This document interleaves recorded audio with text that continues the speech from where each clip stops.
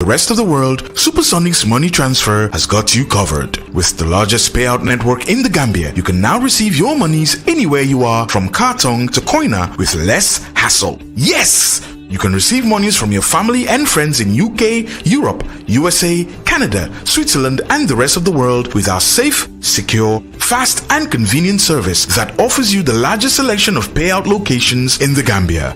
SuperSonics Money Transfer. We are currently in 34 African countries and counting, giving you quality money remittance services that are second to none. Visit the Google Play Store or the Apple Store today to download the SuperSonics Money Transfer app and enjoy excellent money transfer services only with SuperSonics. We all know the work Take Fee Project has done in this country, especially for young people. And we are indeed very proud of the Take Fee Project. But without further ado, ladies and gentlemen, my name is Andy Kemmer. إياك نعبد وإياك نستعين اهدنا الصراط المستقيم غير المغضوب عليهم ولا الضالين ربنا لا تؤاخذنا إن نسينا أو أخطأنا ربنا ولا تحمل علينا إسرا كما حملته على الذين من قبلنا ربنا ولا تحملنا ما لا طاقة لنا به واعف عنا واغفر لنا وارحمنا أنت مولانا فانصرنا على القوم الكافرين اللهم وفق لقادتنا للعمل لما يحبه ويرضاه اللهم وفق قادتنا للعمل لما تحبه وترضاه اللهم وفقهم للعمل بما فيه خير البلاد والعباد برحمتك يا أرحم الراحمين سبحان ربك رب العزة ما يصفون وسلام على المرسلين والحمد لله رب العالمين آمين. Representing the Gambia Christian Council, please welcome Reverend Rodney Louis Prom. That we would create dominance, bring productivity, and continually express your glory in the things of the world. And so you gave the human race that ability to show forth the capacity you have as a God, and for it to be shown in the life of the children that they bear. Today we stand in the country of the Gambia to say to you, thank you, Lord, for bringing us to the end of a cycle with Techifi, and Father, taking us to the beginning of another open door. Father, it is you who brings us to these junctions in life, where we're able to assess and also redirect our commitment to you. And as we continue to bring the eradication of poverty among us, that we would provide equity and continue to promote, Father, the ability for every one of us to put our own quota in national development. So we ask, oh God, that you who have brought us this far, that your grace will be sufficient for us, that your strength be made available to us, that, Lord, as we walk this day, we will not walk in our desires, nor in our own flight or in our own interests, but walk for the common good of the peoples of the Gambia. So we invite you, come. Come as the God who is the initiator of all things. Come as the God who starts and finishes things to your glory and honor. Come as the God who can do and no one can undo. The God who can open doors that no one can shut. The God who, when he stands and says yes, no one can say no. Come among us and be that God who would cause, oh God, the peoples of the Gambia to find prosperity and success in all that we do.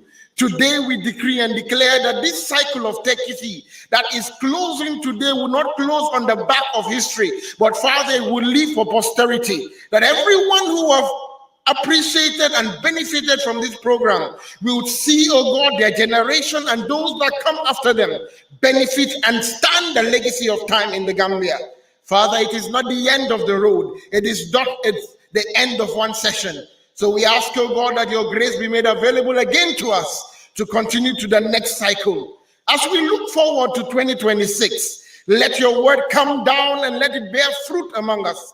For your word tells us in scripture that you are the one who gives men the power to create wealth. It is you who gives us the power to possess a land and stand and see the benefit of our fruits, even to our generation and to our generations after us. So we ask you, take control. We ask you, lead and direct. We ask you, be the God of the Gambia. As we know you have been with us through thick and thin. You have been with us through oppression and suffering. You have been with us through difficult and dark ages. You are the God we can count on. Be with us, we ask you.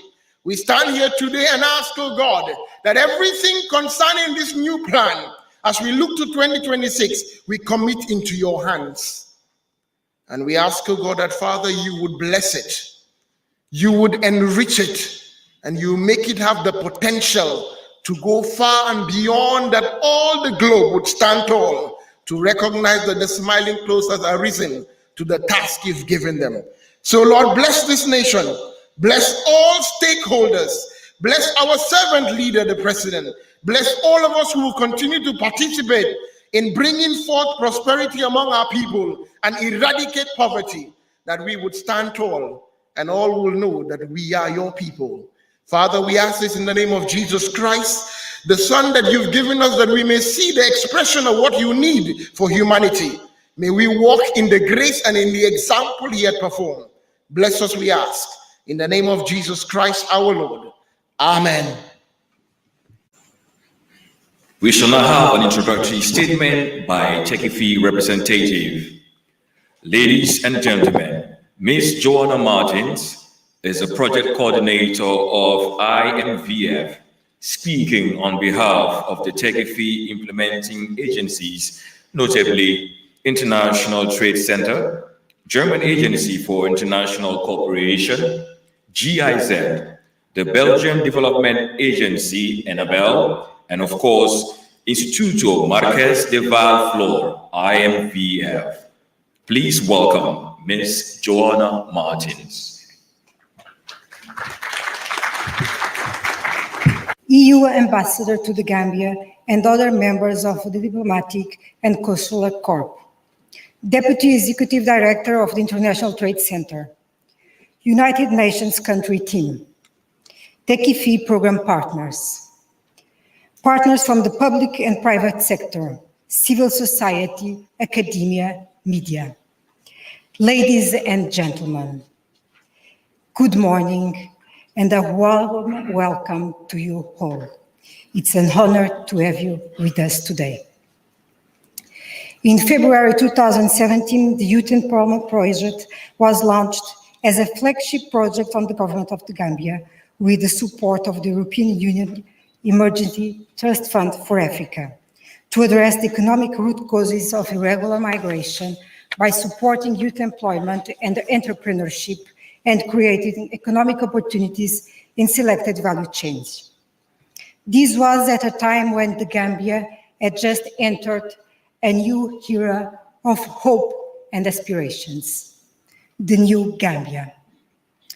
Building on the gains of YEP by the ITC and the Joint Initiative for Migration, Protection and Reintegration by IOM, amongst other initiatives supported by the European Union, the TechIFI Make It in the Gambia program was launched in April 2019 during the opening of the GCCI Trade Fair Gambia International to significantly scale quality job opportunities available for young Gambians by equipping them with job-ready skills and entrepreneurship opportunities in agriculture, tourism, creative industries, construction, ICT, and sports. The program was fully aligned to the then new National Development Plan 2018-2021 and the government objective of reducing youth unemployment and its commitment to leave no youth behind as an essential pillar for any development. The program targeted young Gambians between 15 to 35 years across the country and focused on improving their employment and income prospects, alongside with changing perceptions on the opportunities of success in the Gambia. The projects under the program adopted an integrated and comprehensive approach on employment promotion, targeting both the demand side and the supply side of labor, thus maximizing the impact in terms of sustainable job placement and creation. Chairperson, Excellencies, ladies and gentlemen, whilst our interventions are very much demand-driven and focused on opportunities that provide the highest potential for jobs, wealth creation, and contributing to the socioeconomic development of the Gambia.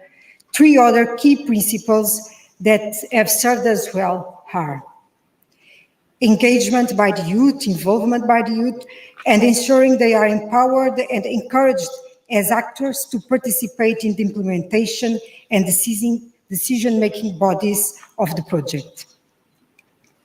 Leverage on existing youth development systems, structures, and services, and maximizing knowledge transfer and institutional strengthening by involving national institutions and authorities in project activities.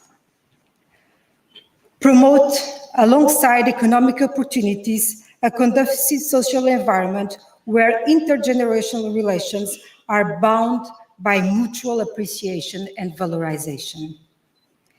This has led to the program working with 41 implementing partners, who immensely contributed to the successes we are celebrating today. Through our collective efforts, key achievements include more than 9,500 jobs were directly created, 69% of these for women. More than 11,700 people were supported to develop income-generating ventures. Over $100 million was disbursed as grants and startup support. 4,800 MCMEs were created or scaled up, which also created jobs for other youth. 83 schools, including Quranic schools, were targeted to promote the opportunities in the new Gambia. The Tekifi program, to a larger extent, has also helped in controlling the irregular migration, and thus the positive correlation between the successful implementation of the Tekifi program and its impacts on irregular migration is worth mentioning. All the same, we all recognize that there is still need to do more to address irregular migration. Chairperson, Excellencies, ladies and gentlemen, we are here today to mark the closure of the program and launch the new employment policy and action plan. While we celebrate the many achievements and successes of partners and beneficiaries, it is critical that we also acknowledge the many tough moments, challenges, and lessons over the years. COVID-19, of course, changed the world and did impact the program. However, it also challenged all of us to think and act differently, and also came with opportunities for many, including young people, with windows to be more innovative and creative. The new employment policy comes with ambitions, but also confidence and conviction that with commitment, strategic focus, drive, and partnerships, its goals can be achieved. Having these two major events jointly is no coincidence, but a call to action and a strong demonstration of the recognition of the need and commitment to harvest the gains from the program, scale, and to enhance and build the new and stronger partnerships. I cannot end this statement on behalf of the Tekifi partners without highlighting our deep respect and appreciation of our partners. The Ministry of Trade, Industry, Regional Integration and Employment, Ministry of Finance and Economic Affairs, Ministry of Youth and Sports, Ministry of Agriculture, and other public sectors, institutions, private sector, NGOs, academia, media, and development agents across the Gambia for their partnership, collaboration, and goodwill. Chairperson, Excellencies, ladies and gentlemen, The program will end in December, but the techie fee make it in the Gambia as a mindset shift can only grow. It has always been here, and the reason why many generations of Gambians stayed or returned home to develop this country. What we did together with you was develop a program that intensified efforts for a perception shift at the forefront with the youth, accompanied with more targeted opportunities for the most vulnerable. While we are confident that partners and beneficiaries will persist and scale up through the new economic employment policy and other initiatives, it is critical that the lessons from the program are also factored in future programs, especially ownership and sustainability. The end of the program does not mean the end of the relationship with GIZ, IMVF, Enabel, and the ITC. Some of us are still in the Gambia implementing other projects and programs. Others confident to come back in the near future. As development partners, we remain committed to strengthening the partnership at both the national and the global space, as we all strive towards attaining the Sustainable Development Goals and really prosperity for all. Thank you all for your kind attention. By Ms. Joanna Martins, Techie Fee representative. And now, we would like to hear from the voices from the Techie Fee partners and beneficiaries. And the first to speak to us is Lamin Sonko.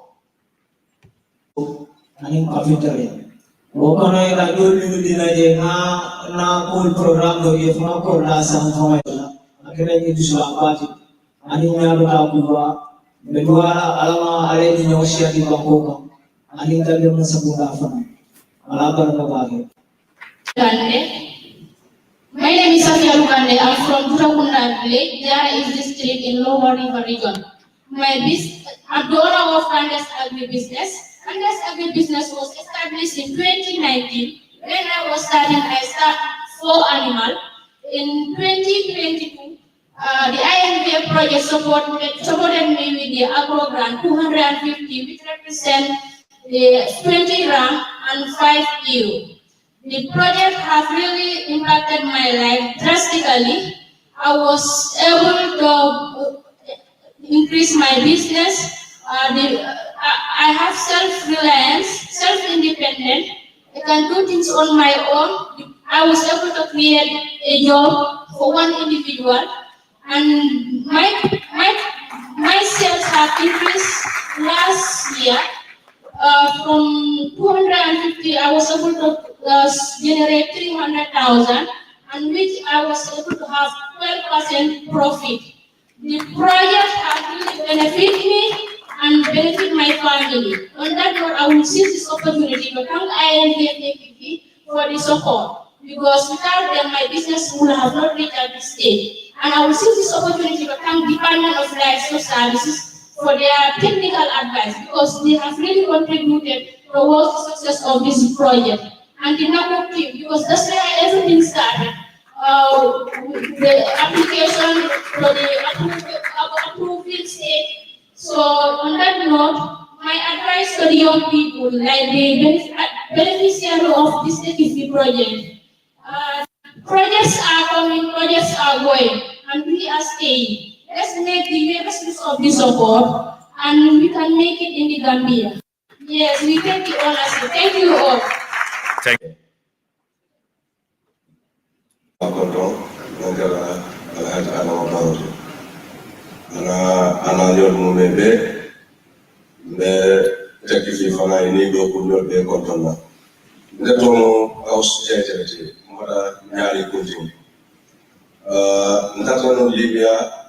Sanjidana Komando, Barakira Murutama. Take a few, whether Atantata and currently solar insulation. Milala wato mena na balunya benyama nimbi benyame sawali mbango. Bi fana alhamdulillah na fanso compagnie de soro montambe mbuluje ngalo ko do plantele. Ni karo kay di fana ke fanso fenol so de be karankan di be fer so kan. Yo kamala tena telefi ngeten du bake ila kata kunyi makan bi na balunya ya falim bake alhamdulillah. Thank you very much. Installation. Currently, he has 8 young people working with him, and he came all the way from Nyani Kunting, Ciara, to share this testimony.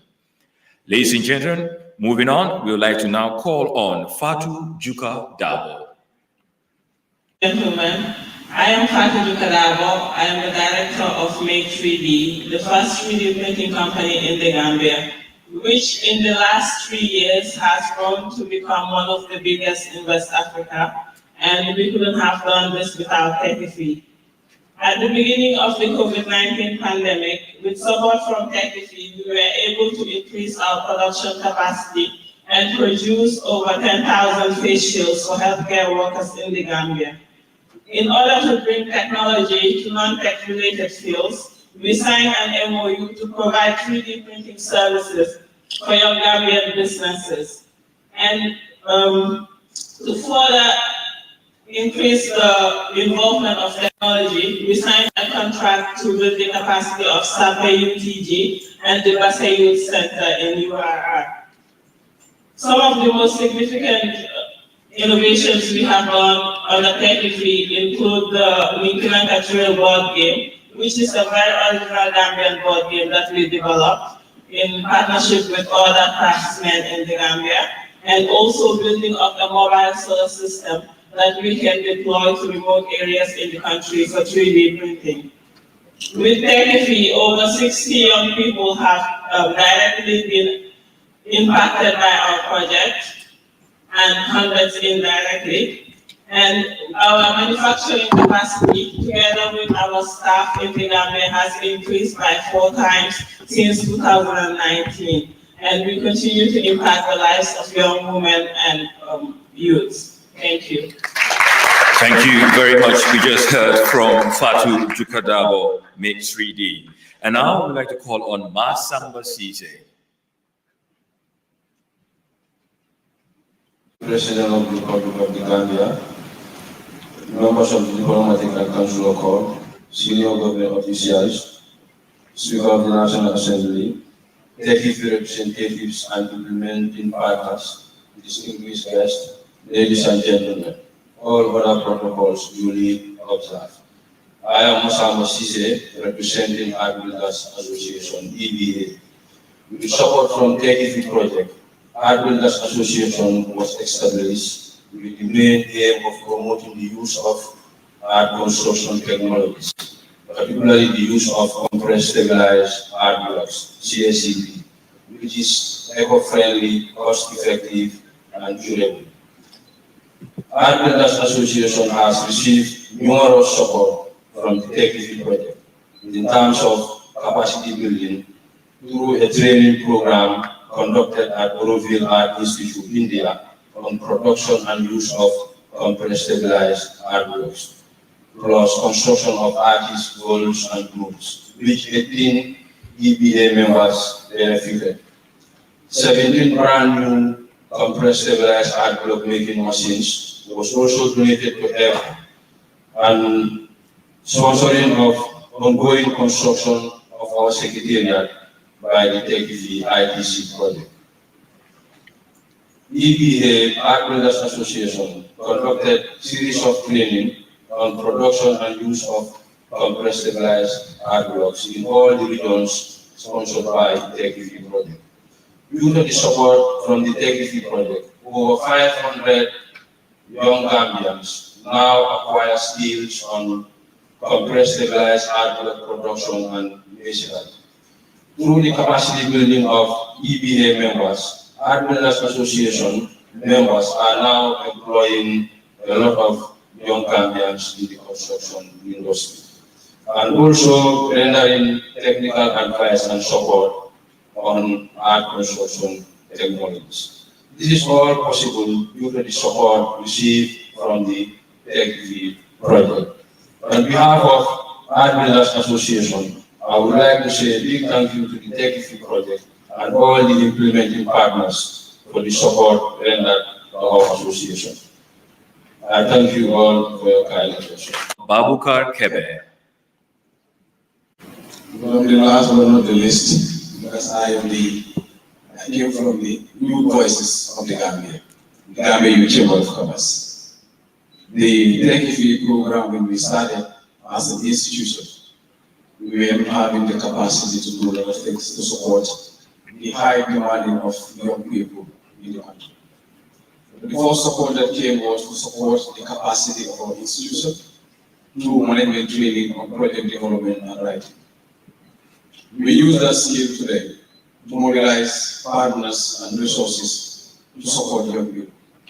Through the TechV, we were able to support directly and indirectly close to 1,000 young people through our activities and initiatives in this country.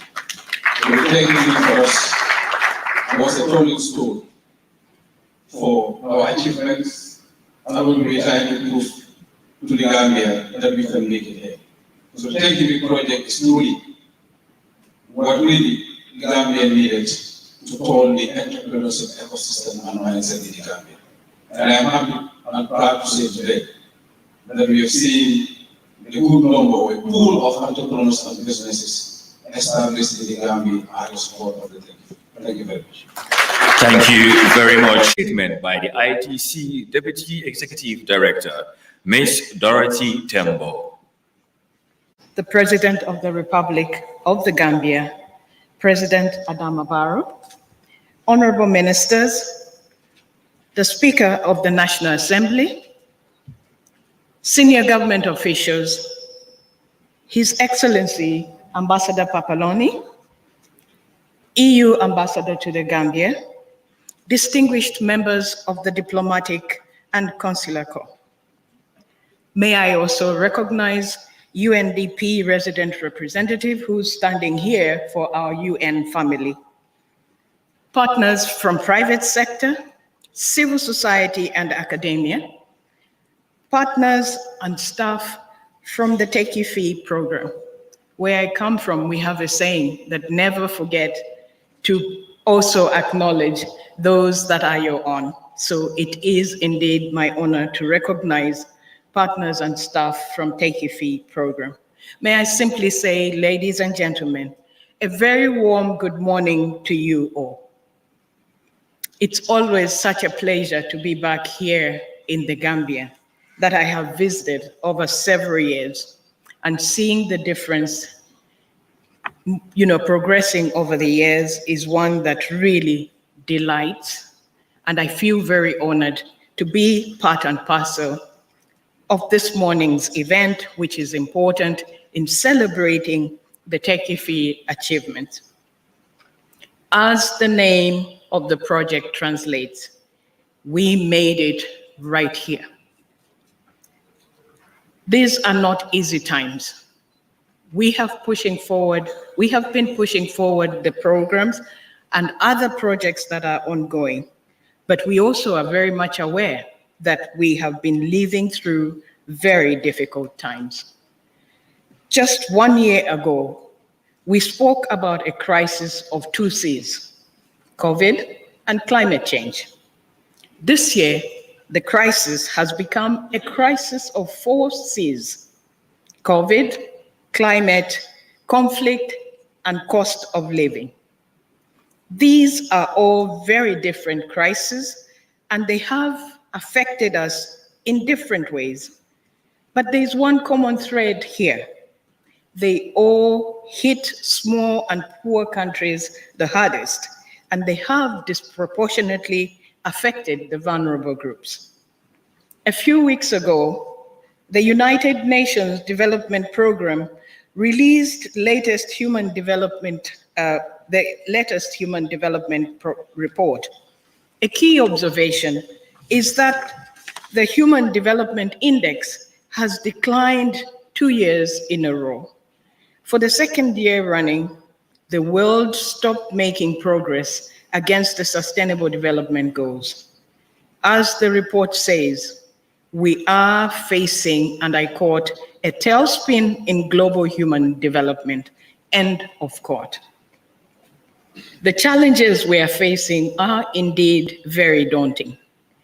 Overcoming them requires not only huge and collective effort, but that we are also thinking outside the box, as well as continuously innovating and adapting to the ever-changing context. I think the flexibility that was given to Techifi is what really enabled the successes that we have heard this morning, and those that have not even been able to join us, to be very successful and also build a foundation that we can consolidate going forward.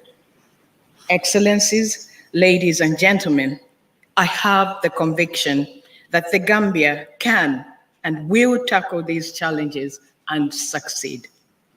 The government, the private sector, partners that include agencies such as ourselves, together with others, are committed to ensure that the Gambia will not only overcome this moment, but also build a better future. A future made of economic growth, job creation, economic transformation, and opportunities for youth and women. In the past week that I have been in the country, I have observed a number of things. First is the fact that you have bright young Gambians who have acquired skills and are eager to make a difference. Second, a generation of entrepreneurs that is coming up with solutions adding value to made in the Gambia products and services. Third, small businesses that are growing, becoming more competitive, and conquering new markets. And fourth, policymakers and institutions that are committed to an inclusive and sustainable recovery that delivers wealth for the Gambians across the country, from Banjul to Bassi. Our investment in the area of skills has certainly helped create jobs and increased income, as it also has contributed to making the country better be prepared to be more resilient to any future shocks. Specific to the Techifi program, it was able to unlock opportunities for thousands of young Gambians. And I am sure that as the businesses keep growing, the impact will also increasingly become transformational. However, for us to realize optimal gains, more needs to be collectively done. The Gambia is a small country, and for many companies, the opportunities will increasingly lie in regional and global markets. The ECOWAS market, the African Continental Free Trade Area, provide exciting avenues for scaling. The International Trade Center and our partners stand ready to help activate these opportunities and leverage trade and investment to support the development of the country.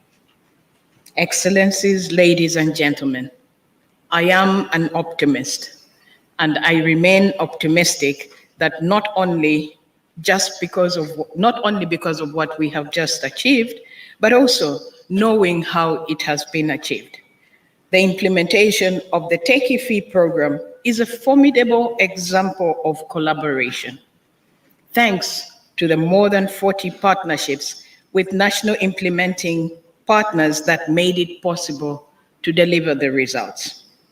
They range from training institutions to business support organizations to regulators to private sector associations to businesses, all working towards the attainment of a common objective under the able leadership and support of our government counterparts. Similarly, the Techifi program brought together different development partners, GIZ, Annabelle, IMVF, and my organization, ITC, as you all fondly refer to it.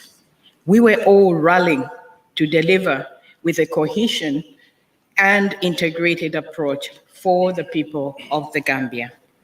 I want at this juncture to thank all our partners, many of whom are present in this room this morning. We have had an excellent cooperation, and that has enabled us to provide support that has indeed made the program successful. All our targets were met and even exceeded in some areas. We are also extremely grateful to the European Union, its members, and its people for the support and partnership that made this work possible. In closing, I wish to congratulate you, Mr. President, and the government of the Gambia on the launch of the National Employment Policy and Action Plan. As ITC, we remain committed and stand ready to support the implementation.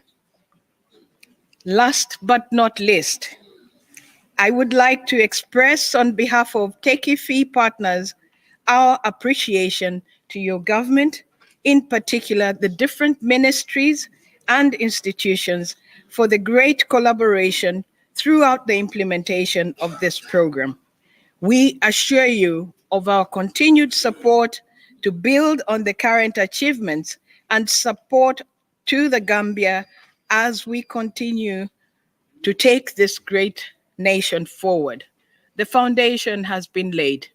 We now start the work to ensure that we are consolidating the proof of concept, because as we have seen this morning, the results indeed can be achieved. And it is really all based on that proof of concept. I thank you all for your attention. Jerejef Abaraka. On the EU Ambassador, His Excellency Corrado Pampaloni, to give his statement. His Excellency President of the Republic of the Gambia, Cabinet Ministers and senior government officials, Speaker of the National Assembly, representative of the diplomatic community and international organizations, Deputy Executive Director of the International Trade Center, representative from GIZ, Annabelle, IMVF, partners and staff from the Techie Fee programs, partners from the private sector, civil society, and academia. Ladies and gentlemen, good morning to you all. It is my great pleasure to be here today amongst all of you to recognize and highlight the achievements of one of the EU flagship programs, the Techie Fee.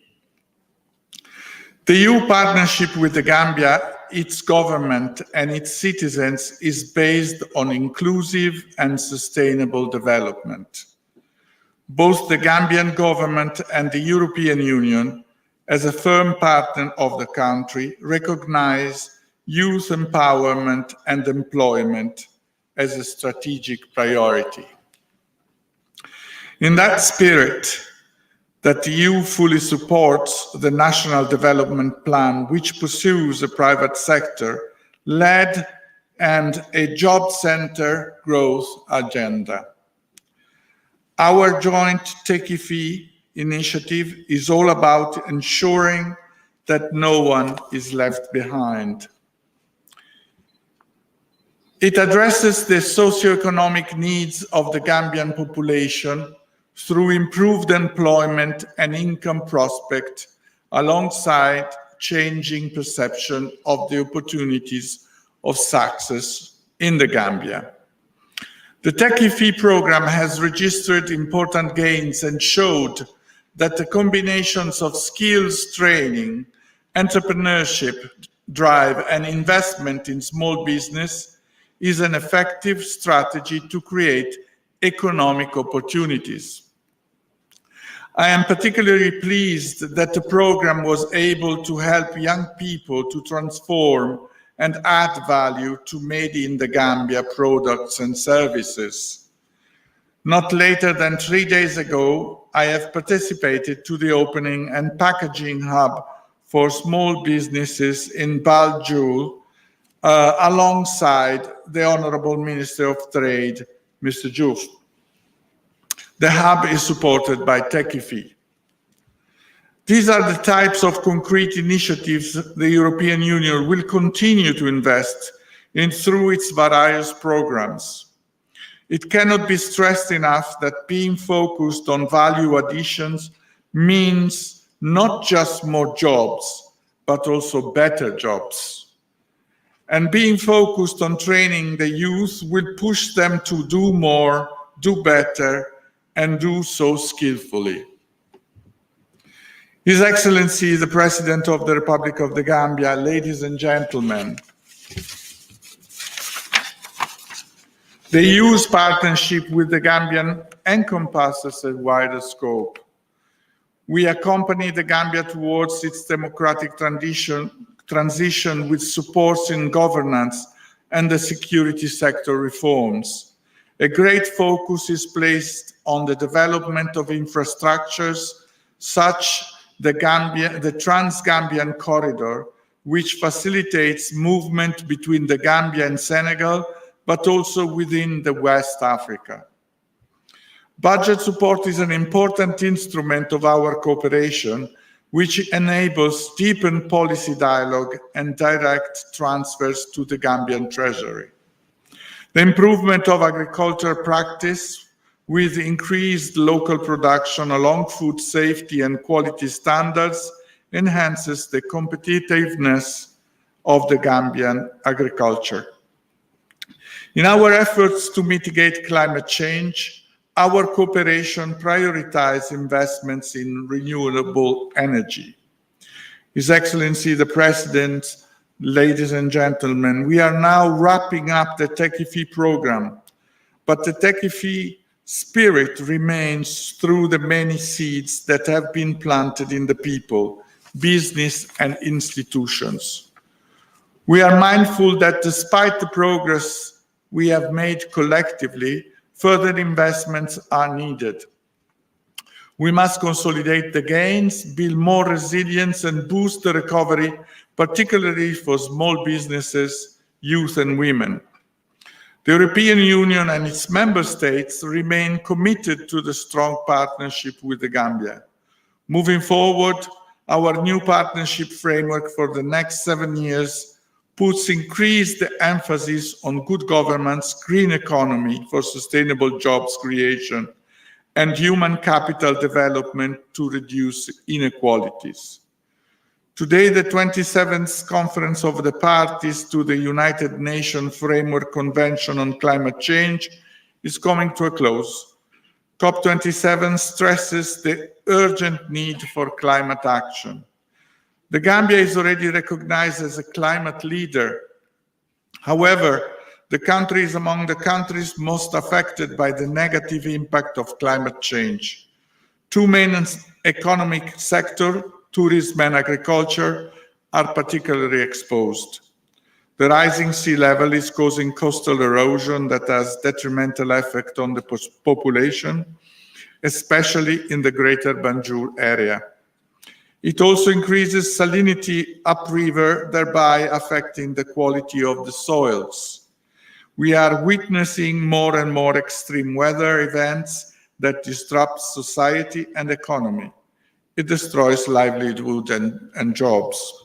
We need to act urgently and decisively. The EU will support Gambia to boost the green growth agenda and is committed to support actions creating resilience and supporting people to adapt to climate change, meaning that we spur a green recovery and will invest in green jobs. Let me give you some examples. In the rural areas, the EU will support agriculture, forestry, and fishery along the lines of the farm to fork strategy. We will take an integrated approach towards biodiversity conservation ecosystem restoration, and employment creation. The EU will support the recovery of the tourism sector. We will support the stakeholders to invest in new sustainable and inclusive products and experience that will help diversify the market, attract more visitors, and capture more value for the industry. We will continue to support education and skills development that are market-led and future-proof.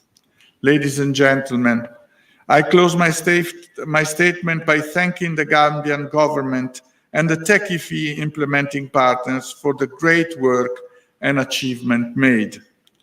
Excellency, the President of the Republic of the Gambia, as you start the new cycle of the Green Recovery Focused National Development Plan, the European Union, its member states and partners remain firmly committed to our partnership, and we stand by your side to deliver for the people of the Gambia. Thank you very much.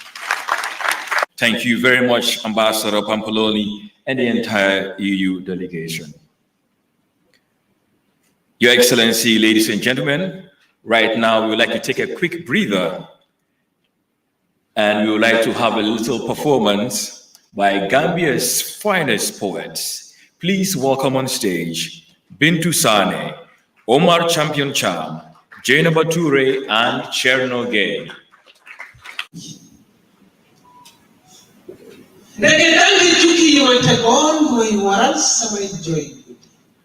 Yoni gannaaw tëj ma kasoog ñàkk nelaw dulli futti ba kaaki bali fetel jëli suma wérgu yaram suma xol ak xel toroxal ne tax suma melokaan sax xamatuma lu mel.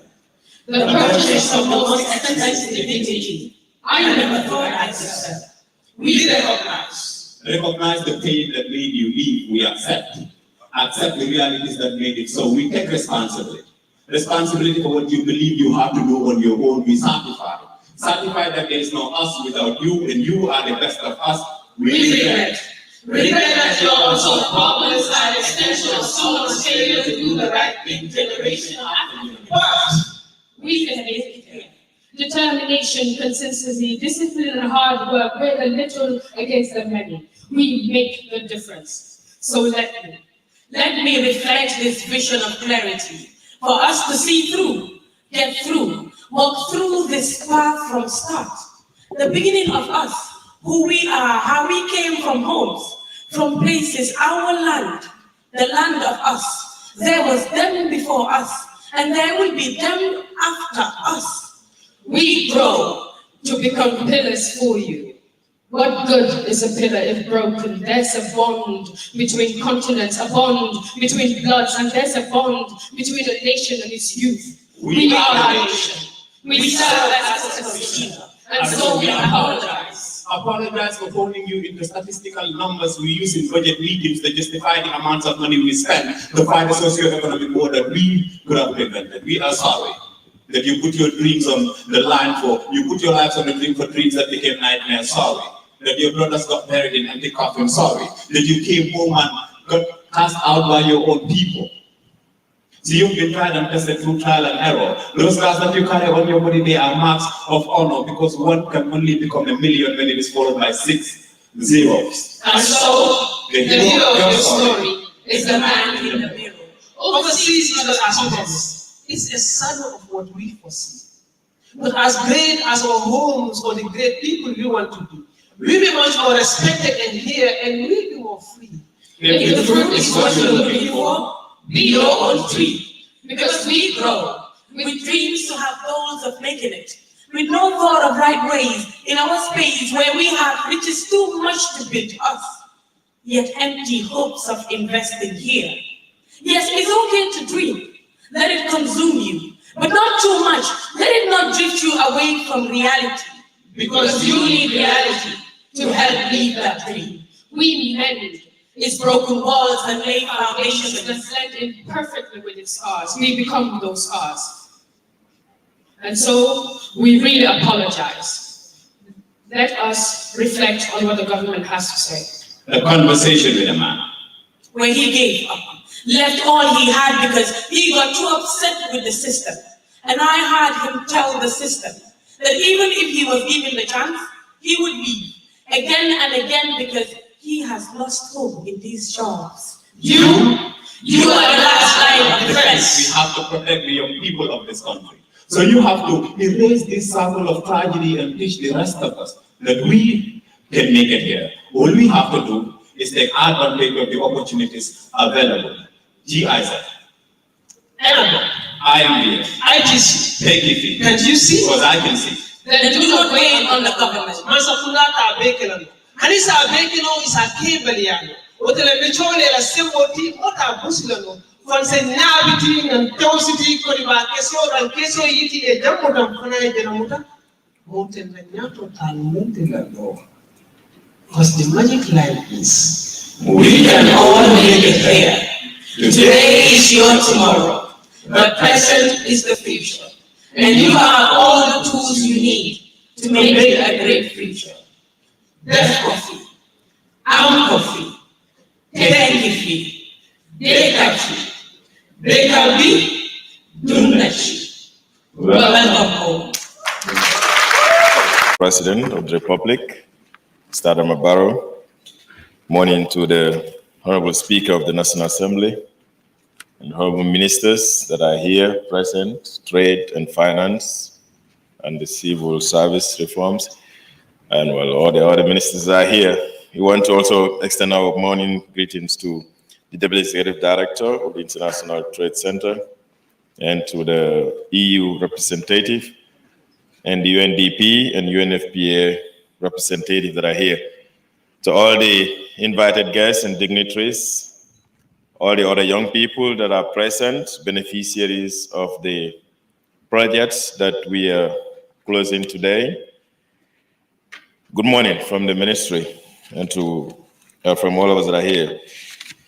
To start with, a little bit of history that in 2017, the Ministry of Youth and Sports and the Ministry of Trade, working in collaborations with the Youth and Trade Development Roadmap, developed a project that gave birth to what today is called the ITC and the Annabelles and all the other projects.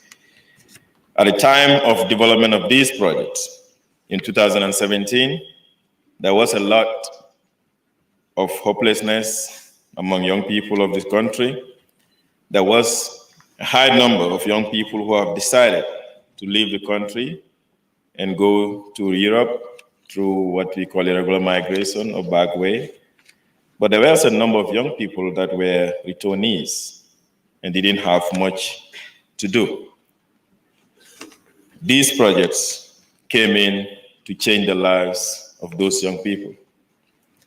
Your Excellency, distinguished guests, ladies and gentlemen, today we look back from where we started and where we want to be in the short, medium, and long term.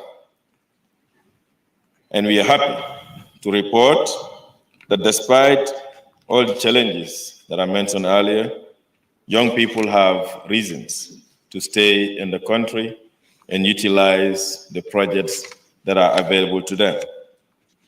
And this is thanks to the collaboration of the President of the government of President Adama Barrow with the European Union, who, understanding the situation of young people, decided to agree to fund the project that we are closing today. Your Excellency, distinguished ladies and gentlemen, from 2017 to date, we have seen the proliferation of skills development and entrepreneurship among young people. These programs delivered exceptional results in small-scale enterprise development, marketable skill creation, and most importantly, support through the access to finance in the form of grants, concessionary loans, and investment through the Gambia Angel Investment Network, or GAIN. The government of the Gambia, together with the International Trade Center, IMF, Annabelle, and GIZ, started a noble campaign in the name of Techifi. Together with the stakeholders, we have implanted the Techifi brand in the hearts and minds of young people of this country. Young people who are living in the rural areas and some in the urban areas. The idea is how can we collectively convince young people that there are opportunities that they can rely on and be able to make changes in their own lives and in the lives of their families and that of their community. The TechEV program was not just a project designed to start and end someday. It was designed to start a concept that is officially ending today, but the journey continues. Today, we see more young people who believe in their country and who are taking up initiatives to be entrepreneurs, to be tech individuals, and to be people who can run businesses and even employ a number of them. I've heard the stories. Of course, I also was going to share some of the stories that is contained in this very report of TechEV. But it's not necessary now for the fact that we've had all what these young people who spoke earlier talked about how these projects was able to help. And in the interest of time, I wouldn't want to go through the same, but I want to just share one story here. And this guy said, I started a poultry farming with only 50 birds, but I increased it to 200 when I received the mini grant. The package came with entrepreneurship training that allowed me to gain skills to expand my network. Now I can supply 5,000 birds to customers across the country. These and many others are the incredible stories of young people who have benefited from the ITC support and the TechEV project. And they are not only changing their lives, but they're contributing towards the economy and contributing towards the food supply chain of the country. I want to implore on all the young people who have been in the country and those that have made it either to Libya or to Chad or to Niger or somewhere in Europe and are now back in the country to listen to the stories of these young people that return and have the belief and the conviction that there are indeed opportunities that they can rely on to be able to make a better living right in this country. And that is the TechEV that we're talking about. Your Excellency, Mr. President, honorable ministers, to conclude, I will want to congratulate the government and of course through the Ministry of Trade for completing the new employment policy and the roadmap that we hope will be able to change the dynamics and ensure that more young people are employed and ensure that the labor industry is regulated in a way that it suits the interests of the Gambian young people. Congratulations to the TechEV project for all the successful work that you have been doing.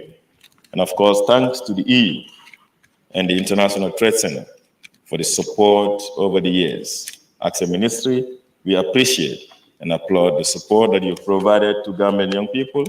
And we can assure you that from the youth centers and all the sporting facilities, the trainings to the young people will be sustained for a very long time to benefit more young people and other generations to come. Thank you very much. Your Excellency, ladies and gentlemen, we'll now shift our attention to the screens as we watch a very short video clip.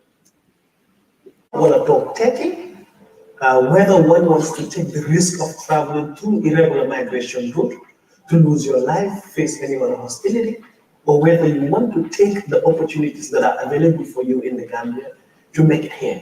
Now, the TechEV partners build the whole idea of the TechEV concept around the premise to provide opportunities for young people in the Gambia to make it here.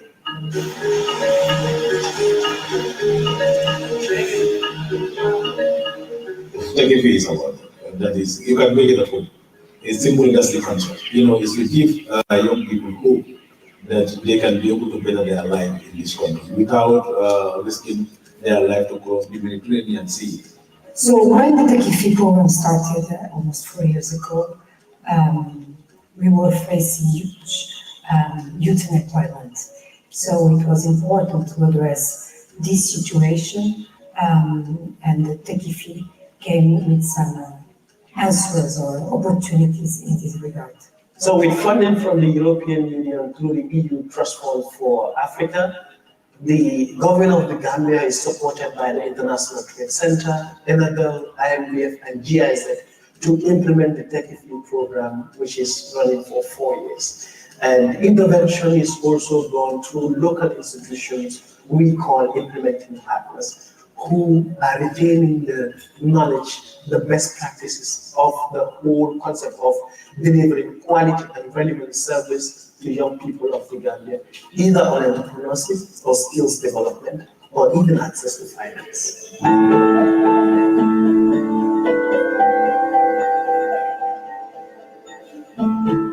We believe that if you give them skills, they don't have to rely on anybody to employ them, but they will be able to employ themselves and be able to enhance their livelihood.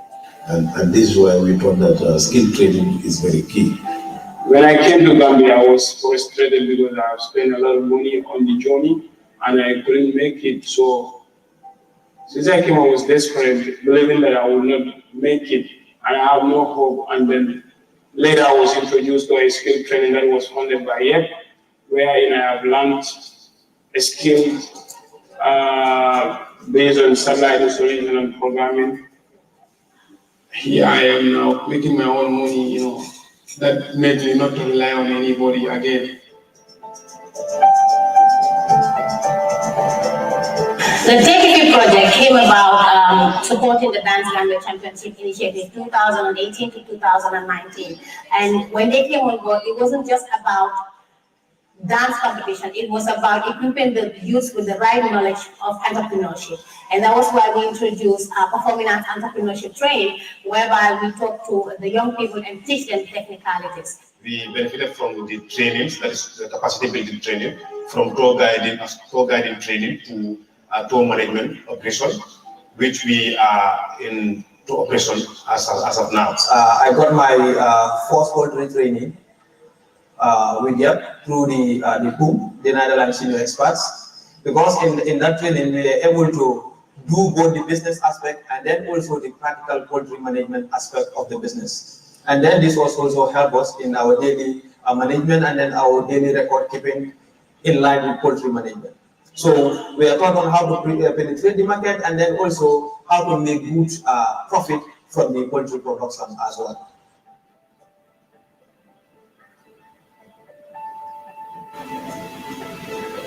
What they have done is like they helped me realize my goal by providing me with one training and then also the financial aspect to go in for the materials or the animals that I need in order to start my business. It was difficult for me to have the local fence. It was difficult for me to have the borehole, which is water.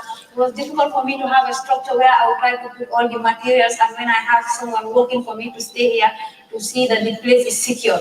So through the help of IMVF, which I received a grant, I used that grant, part of it to buy materials. I used the part of it in support with Sweden.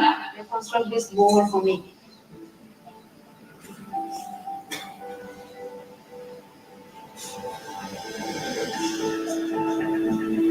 You have lots of these Tekifi partners that work in various sectors. There's skills development in general training and all, skills training through TVET and the like. There is also support in agribusiness and agro-processing, gardening, food processing and the like. There is intervention for those that are in the creative industry to expand and build on their already existing skills to make it marketable. There is also investment in the country. There is investment in basic and sustainable infrastructure, construction through cash for work, building skills through sustainable means like the compressed stabilized agro. There are various sectors that were exploited and assessed to look at the marketing and job potential in these sectors. And these are the sectors that are shared in between the Tekifi partners, and most of the interventions were also based on that. Yes, I think if you see, most of our young people are taking this risky journey to the back way, it's just like they are frustrated. Like personally, I have friends that left, and then prior to this support, I could have gone at any moment. But then later, I believe that like making it in the Gambia is something that is possible. So as you can see, the support that they have provided me, I am trying to maximize it by not only doing internship partnering, but like you met me today offloading tools that I've just collected from my farm. And then as you can see, this is also a watermelon farm that I am into. And then after this harvest, I can use the money gathered here and then to upgrade my farm. As of now, we are into the operation. We are here in Junction Bray. We realize our potential. Now, rural urban migration is very limited in this community, especially when you come to the tourism aspect of it, because it employs. Without TechFE, today we wouldn't have been able to train over 400 people in the creative sector.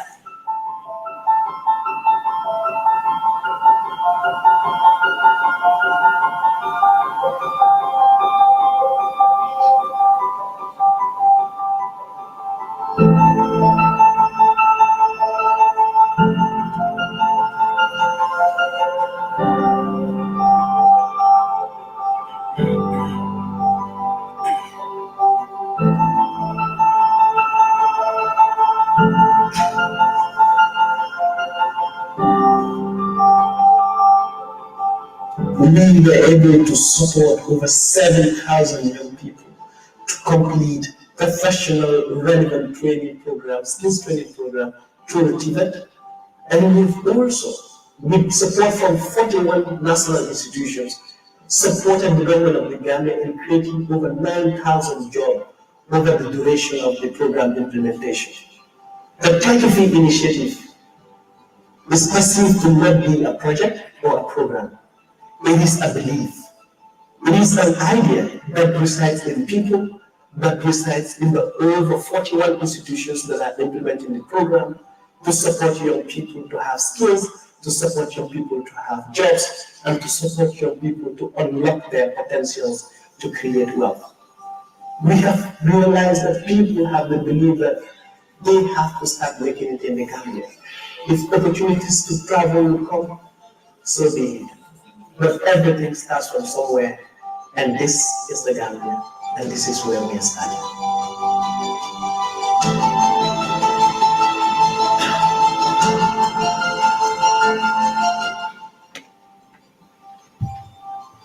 The diplomatic community, private sector, TVET institutions, and the media.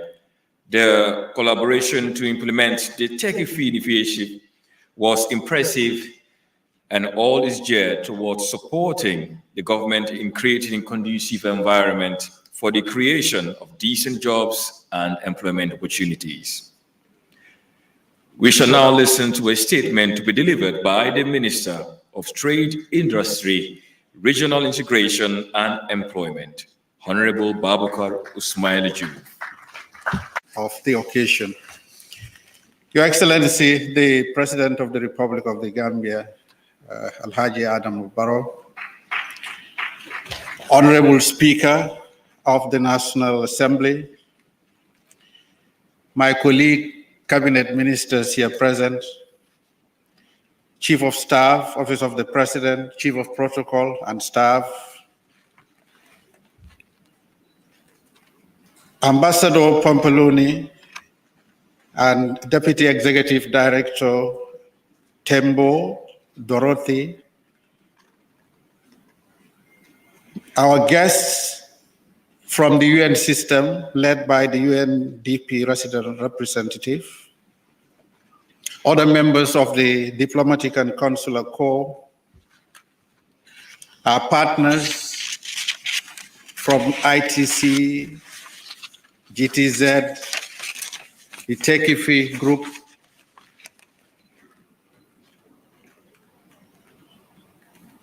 good morning, everyone, and welcome. Not leaving out our very important partners, the media.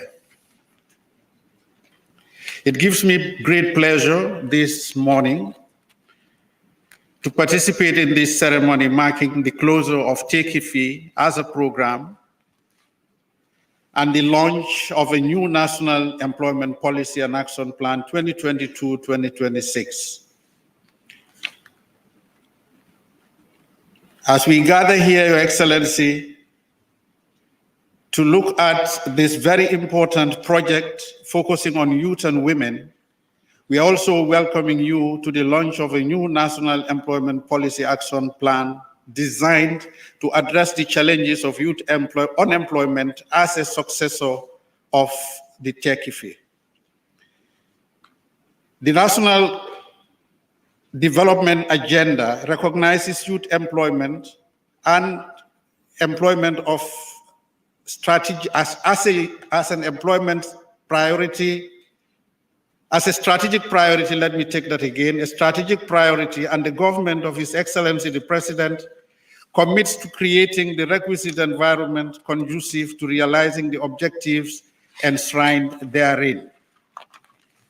This important national development strategy is predicated on the principle of leave no one behind as we soldier towards cutting unemployment significantly in this country over the next 4 to 5 years. Chairperson of the occasion, please allow me to take this opportunity to pay tribute to my predecessor, Honorable C.D. Keita, who as Minister of Trade, Industry, Regional Integration and Employment, worked tirelessly with his technical team at the time to make this day possible. Honorable Keita, we owe you a debt of gratitude. He mobilized an excellent team from the ministry to develop such an important national instrument, devoting a lot of time and energy, working extra hours through the night to develop a policy we can all be proud of today, and an action plan which points to a future for the youth of this country. I am confident that the implementation of this strategy and action plan will receive strong budgetary support, Your Excellency, in order that I and my team, the new team, together can realize the objectives enshrined therein. So that was not bombsing, it was sincere. Distinguished ladies and gentlemen, we recognize that we have inherited a challenging past, one characterized by limited job opportunities, as well as underemployment and job insecurity, in which job losses, dismissals, and terminations were the order of the day.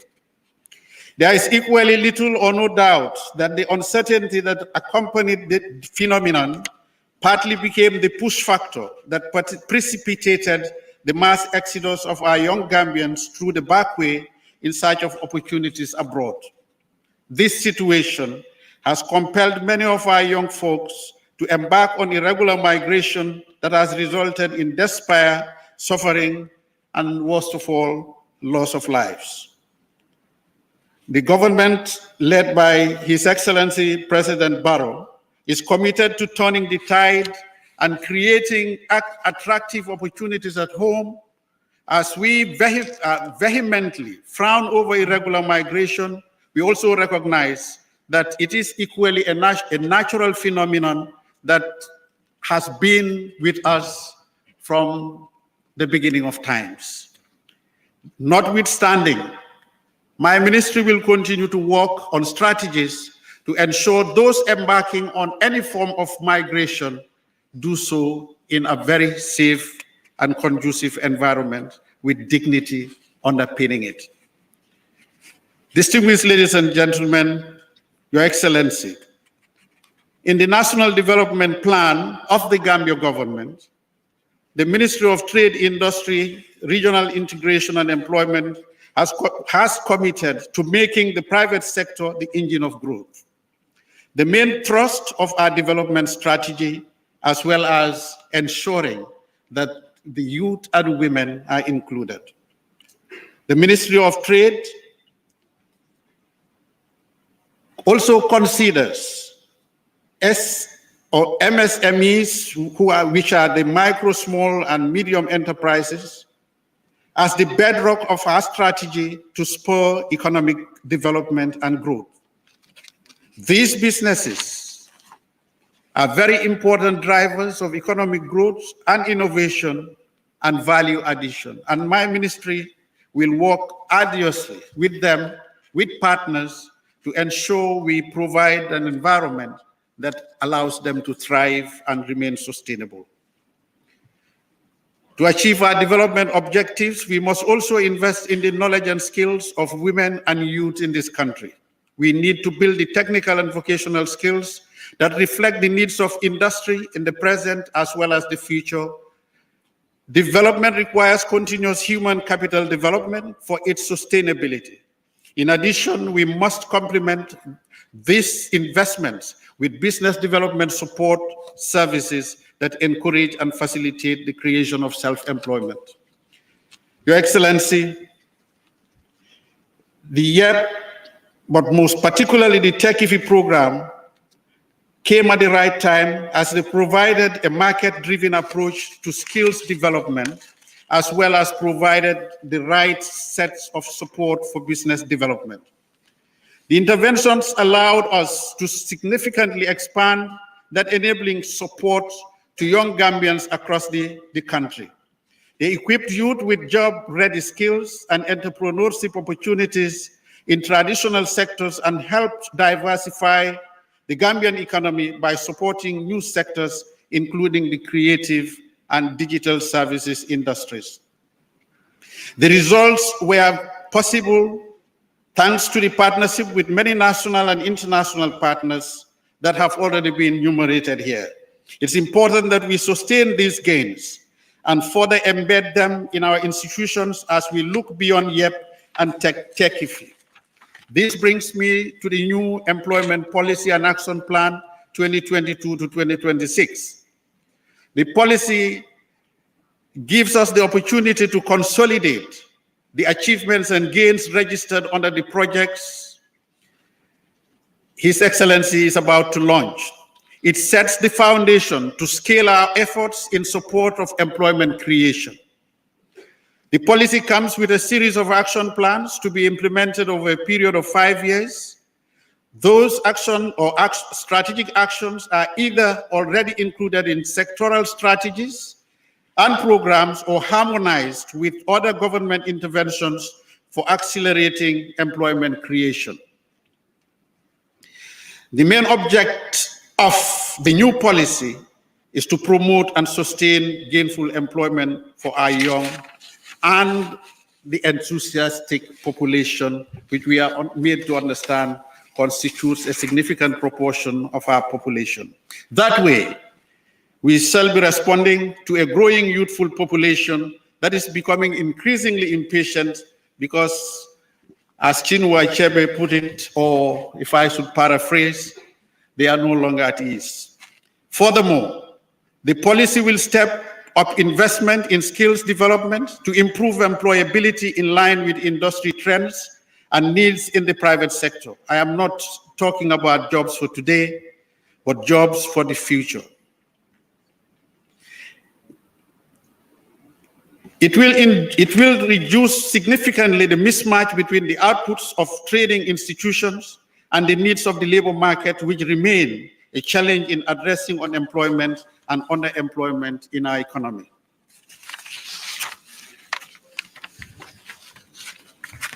Your Excellency, ladies and gentlemen, distinguished guests, in conclusion, I want to thank our partners,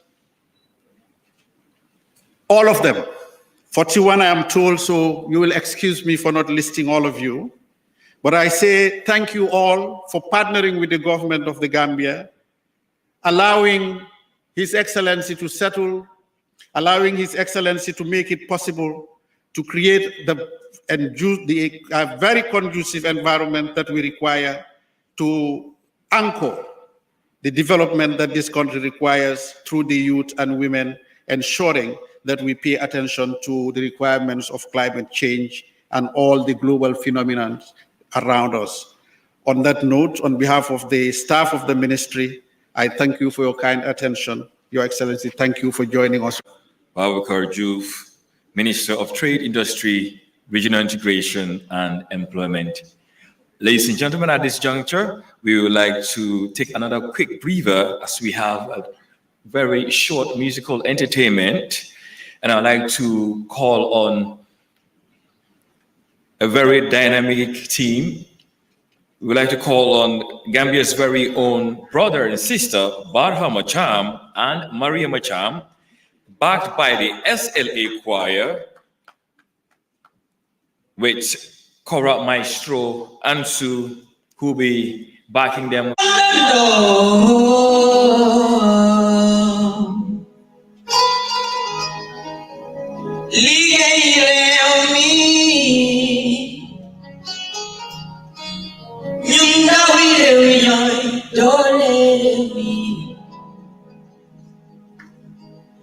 Nenyu anando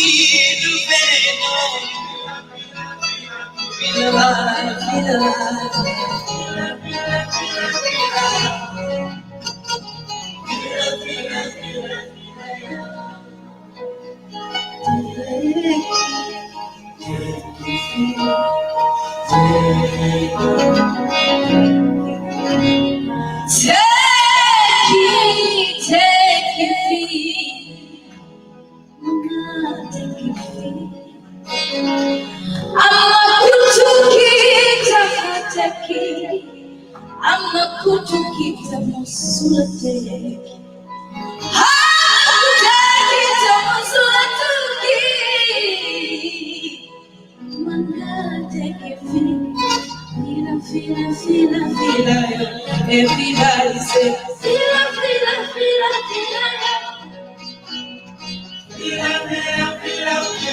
everybody sing along. I wanna hear everybody sing along. So the feel while I do veneno. While I would not take it be. While I would not take it be. Could make you put my take it be.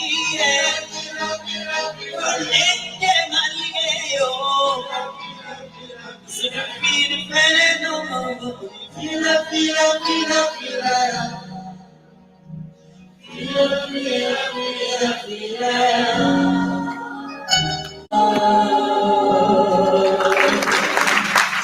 Ladies and gentlemen,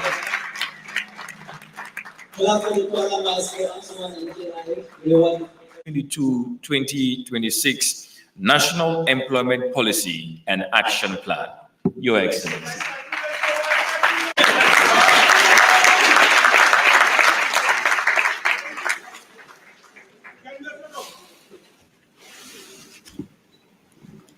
Honorable Speaker of the National Assembly, Honorable Cabinet Ministers, Honorable National Assembly members, EU Ambassador, and members of the Diplomatic and Consular Corps, the UN agency representatives present, senior government officials and service chiefs,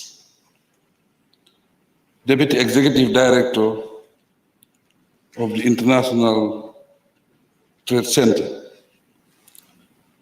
Ladies and gentlemen,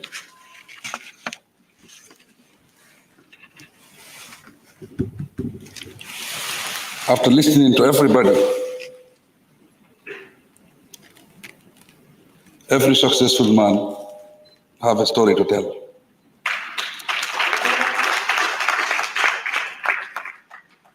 Personally, I have a story to tell. I came from a very poor background. I left my father's home at the age of 7. That journey kept me going up to where I am today.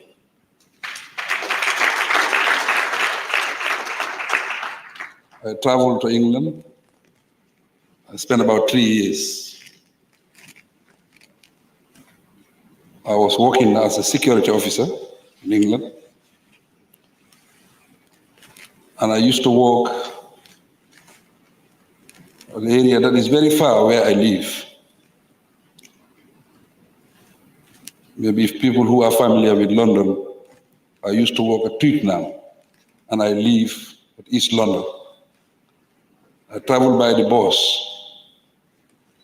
I changed 5 times minimum, maximum 9 times to get to work.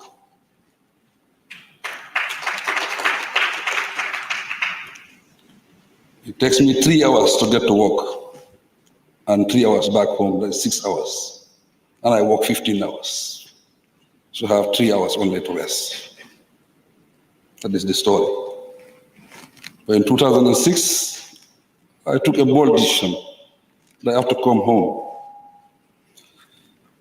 Because I believe others can help, but the ultimate responsibility to develop this country is the responsibility of the Gambian people. I came home, I started business in 2006. I started with a capital of $100,000. I started real estate, property management. But all my friends, my relatives, including my wife, they all never wanted me to come home. Because they thought that if I am back home, I cannot support the family anymore. Especially my mother. She always had the dream to go pay respect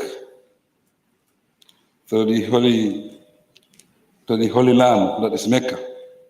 But she thought that if I am in England, that will be fulfilled. But when I was back, she lost that hope. I started my business in 2006, but I restored that hope in 2009. I paid for her to go to Mecca.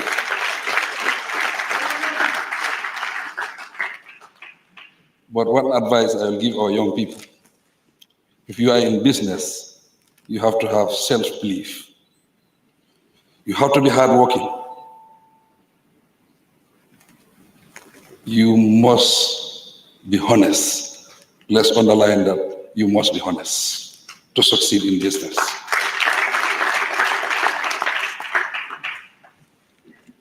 That is my story, but it's from there that I rise to get to presidency. Sometimes I say whether it's fortunate or unfortunate, but my first job in government is president. Thank you. This occasion is doubly significant as it links two issues that have a direct impact on the life and livelihoods of many people in the country. Namely, the closing of the Tech-Fee program and launching the National Employment Policy and Action Plan 2022-2026. The two events have a bearing on each other, with the policy providing long-term solutions to the challenges that the Tech-Fee intervention sought to address in the short term. In the view of the positive results of the Tech-Fee program, it is with a deep sense of accomplishment and a much optimism for the future that I join you here in person. There is no doubt that we have made important gains since 2017, and the results of the Tech-Fee program clearly manifest this. So we thank the Tech-Fee team. You have now built the foundation, and I think it's a very strong foundation, and that is the most difficult part of the job. Now the rest is the responsibility of we, the Gambian people, to move it forward. Thank you, Tech-Fee. The stories and results associated with it are indeed inspiring. Among other things, they give us renewed hope and strengthen our faith in the youth and the nation. Ladies and gentlemen, these are difficult times for the global community. Our recovery from the shock of the COVID-19 pandemic is not only slow, but also further frustrated by the ongoing Russia-Ukraine war. The additional suffering arising from the new war is simply unbearable. It has disrupted markets and supply chains, and it continues to raise the prices of basic commodities to unprecedented levels. With much discomfort, this has triggered a serious global food crisis, particularly in the developing countries of Africa. The current inflationary trends are mainly due to erratic energy and food prices. Concurrently, the impact of climate change is intensifying. Hence, the unprecedented floods experienced in the country this year affected more than 50,000 people. The global crisis, with their devastating impact, have hit the Gambia very hard, thus increasing food insecurity, eroding households' incomes, and undermining unemployment and economic growth. We must recognize and admit that the situation is not the fault of government or any Gambian citizen, like other countries. The Gambia is vulnerable to external shocks, although our heavy dependence on import markets, especially vulnerable to inflation and economic disruption. No nation has been spared. Ladies and gentlemen, we have weathered the pandemic crisis better than other countries. But the effect of global shocks continue to dampen our recovery and growth outlook. My government is determined to fight all out to reduce the impact of these shocks. Primarily, our focus is to offer support and soften the heavy economic burden on the most vulnerable citizens.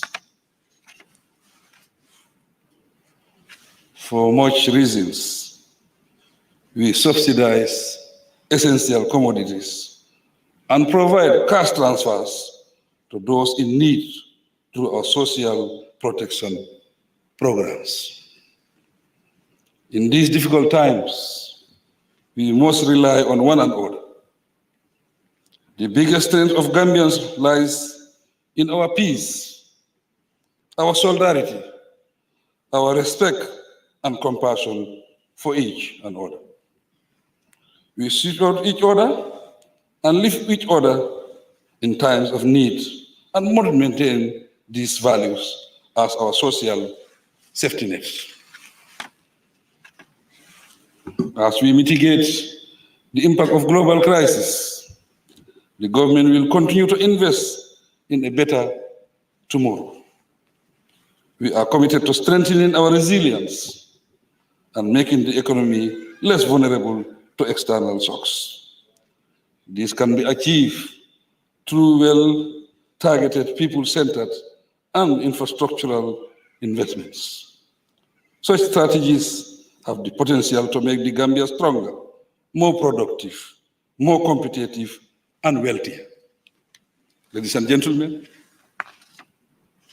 it is remarkable that through the Techifi program, we created and sustained more than 9,000 jobs, enabled more than 7,000 young Gambians to undergo skills training, and work with close to 5,000 businesses.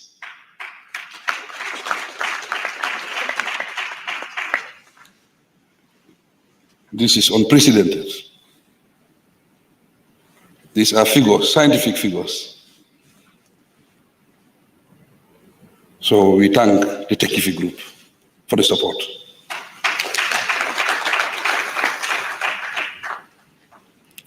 These results are of source of my government's youth-centered and private sector-led growth agenda. They reflect our drive to invest in the marketable skills of young Gambians, foster a culture of entrepreneurship, innovation, and self-employment, boost the growth of small businesses, and add value to Gambian products and services. I acknowledge with gratitude that the Techifi achievements arose from those close collaborations between the public and private sectors and our confidence in the youth. Most significantly, I applaud and appreciate our close and long-standing partnership with the European Union and the Techifi implementing partners, the International Trade Center implementing the Youth Empowerment Project, the German Agency for International Cooperation, the IMVF from Portugal, and the Belgian Development Agency, Enabel.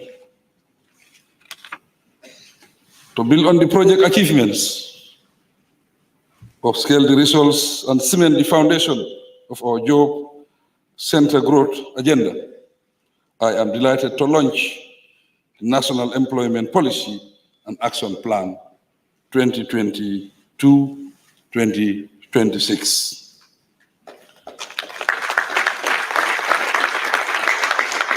The documents need no formal justification here.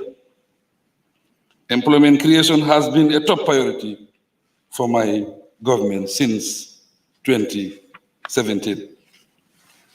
It is at the core of our National Development Plan, NDP, and remains a top priority in our new Green Recovery Focus, NDP. The Gambian population is growing rapidly at a rate of 3.3% per year. And the 2018 Labor Force Survey sets the unemployment rate at 32.2%, with youth unemployment at 42.1%. The Ministry of Trade, Industry, Regional Integration and Employment is currently conducting a comprehensive national labor force survey to update the data on the labor market. Mr. Minister, you have a big responsibility. Meanwhile, the National Employment Policy and Action Plan are to form the cornerstone to tackle unemployment and underemployment and to improve living standards in the country. They seek to accelerate job creation in accordance with the objective of stimulating the private sector as the engine of growth. Ladies and gentlemen, overall, the policy target is to create 150,000 jobs over a period of 5 years. This is an ambitious objective, but with the concerted efforts of government and our partners, it is attainable. We are committed to the target, and I call on all our partners to support this worthy cause. I also count on all Gambians to rally behind this agenda.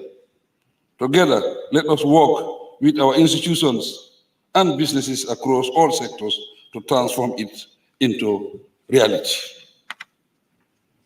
Working together with determination, we can overcome all challenges and create a nation where all Gambians can have a decent living and pursue their dreams. Distinguished ladies and gentlemen, at this point, it is my honor to officially declare the Take a Fee program closed and the National Employment Policy and Action Plan 2022-2026 launch. God bless us all. Thank you.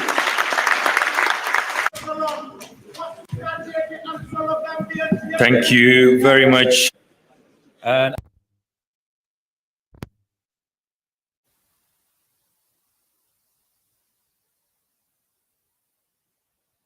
very much, Your Excellency. Thank you. Ladies and gentlemen, we will now allow the President to leave the hall and be joined by members of the High Table and honorable ministers for a photo op and then a photo with the rest of the invitees.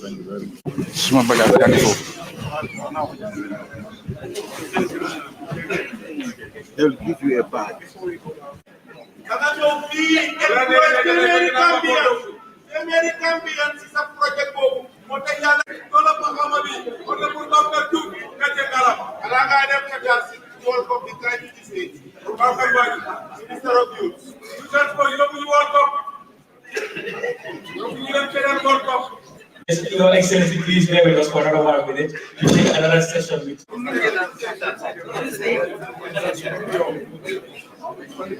I am moderating this hopefully very short press conference. My name is Abdullah Jaite. I work with the International Trade Center.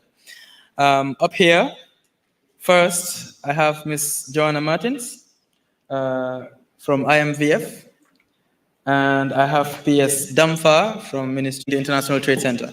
Now, hopefully this is going to be short. We understand the journalists in the House have a few questions they'd like to ask. Since we've heard a lot about the Take a Fee program, we understand since 2019 until now that it is phasing out, we have had a lot of numbers, we have had a lot of people have been empowered, but we have learned lessons also, and you've heard from the various deliberations here. So based on those, we understand you've got some questions. So if you have any questions, we'd like to ask that you raise your hand, introduce yourself, tell us which media house you come from, and then ask your question. And whoever you ask your question to will come over here and answer. So I throw it back to you guys. If you We're going to provide up to 50,000 jobs in the Gambia. The second question, I would have loved the guy from the government hospital to be around to answer the question. It has to do with the spacing at the ports. It is very realistic that many people are now importing and exporting goods from the ports at Senegal. What is happening to our ports? He is talking about the spacing. He said that efficiency should not be used. Instead, we should talk about capacity. So we want to know what is happening at the ports. Because if we have good entrepreneurs, at the end of the day, they want to export their goods to the international markets. Is our ports ready to do that for them? Thank you very much. They are all important questions. What I can tell you, the policy objective is to employ 150,000. That's the projection. And this is based on real data that we have worked with, looking at the opportunities that the government is creating, looking at even if you look at the agriculture, the approach now is changing. It's being more commercialized than before. It's becoming more market-driven, approach to agricultural development than before. And we believe that we've going into new areas that are likely to create more jobs. The strategies in the documents are very clear, and through those strategies, we believe that we can be able to generate 150,000 jobs. That is our objective. Then whether we can achieve it, we are convinced that everything remains the same. We will be able to achieve that. We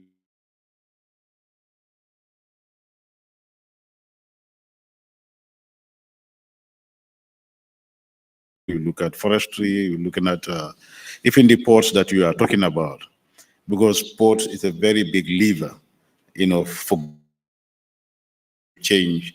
We were able to expand it.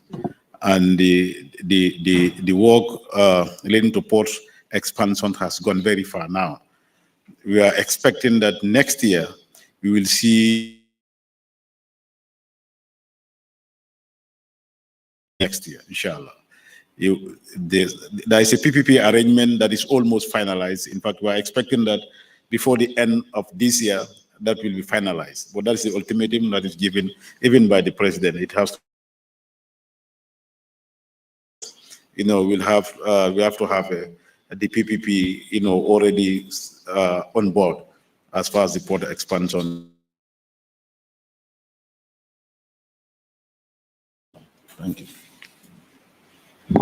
Thank you very much for your question.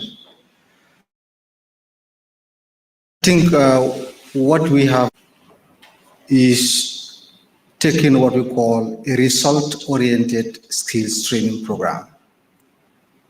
Meaning before we undertake any skills training, we are convinced that there is a high demand of that skill in the market. And of course, we also task the training centers that are training these young people to have a responsibility of linking them to a job or assisting them to establish their own small businesses. This has been the approach. So when we contract a training center, they train, we pay them part of the money. The last bit is not paid until you prove to us by giving us the names, the employer's contact, the address, and even the amount that are paid to them. And we confirm that yes, these people are employed before we pay you the last bit. So that's the first bit of monitoring, to ensure that they are employed. The other part that is not employed, we provide some percentage, what we call startup kits. As I speak to you, we already have bought more than $5 million worth of tools to be distributed to those that have been trained. So that shows that we don't just train and leave you. We train you, we ensure that you get a job that is sustainable. And this is how we have been doing it. And we do follow-ups to those that have been trained. We follow them up. After some time, we ask, one time we ask GBOS, Gambia Bureau of Statistics, one time we have contracted our own interviewers who go and interview these young people and find out 3 years down the line, what are they still doing? And what we have found out is that at the beginning, over 76% of these young people were unemployed. 3 years down the line, we do a follow-up study or follow-ups interview. We have seen that the unemployment of those that have been trained have reduced drastically. So we have now, instead of 76% unemployed, we have 76% employed. So I think that answers your question. Thank you. Support in access to finance, the grants. The TEFI program has implemented also a very close monitoring due immediately 6 months after the reception of the grants. Why so? Because this is considered the critical period where the beneficiary might just misuse the funds. So during these 6 months, the beneficiaries are monitored on a weekly basis, and based on the findings, we coach them in different dimensions. One is business management, okay? The basics of managing a business, proper record keeping, savings, investments, so on and so forth. But also key, coaching them on particular skills, because even though you might have received skills before receiving your grant, it's important that we keep them updated with the challenges in terms of particular skills. So even after receiving the grants, very often the grantees receive the follow-up training on particular topics, for instance, related with veterinary services. Okay, but also at the business level, for instance, about how to price, because pricing, having the right price for your services is sometimes a challenge. So it was also key for the achievements of the TECIFI program to do this very close coaching and monitoring immediately after these 6 months of receiving the grants. Thank you. Transfer of knowledge in a broad perspective. And of course, there is one part that is formal training, but the transfer of knowledge also is done in the day-to-day lives. And one thing that we have seen with the beneficiaries of the TECIFI is that they become role models, reference people at the community level. So while before the youths were very often saying that we are not valorized, we are not recognized at the community level, now these people, because they are having success, they are also perceived at cases to whom to look to have some key lessons. So it's about them sharing their experiences. Peer-to-peer learning is very often more effective. And it's also about these reference people to also motivate others to engage in similar tasks. So I would say that at the very first level, the role of those that succeed, it's key to engage and to motivate the others in following paths that can be very different. Each youth will have his own path, but to attain the success and meaningful employment. So it's about also having these reference youths that are emerging and multiplying all over the country. Thank you. 7,000, the more than 7,000 people, youths we have trained, are trained for the purpose of enhancing their chances of employment. We train you, for example, on carpentry, or on welding, or on satellite installation and programming. The purpose of the training is for you to be able to either employ yourself or be employed by other employers. So the purpose is not for you to go and train others, but also we have trained trainers, particularly targeting the training institution, the teachers themselves, enhancing their skills so that they are able to better deliver and also be able to update their knowledge on the latest, I would say, emerging issues. So those trainers are within the training institutions that are delivering training. So those ones are trained for the purpose of enhancing their training and training others. But the 7,000, the purpose is for them to be able to find a job or employ themselves. Thank you. What is the plan of the Ministry of Trade, Industry and Employment and Youth to make sure that they make a thorough assessment of unemployed youth in the country?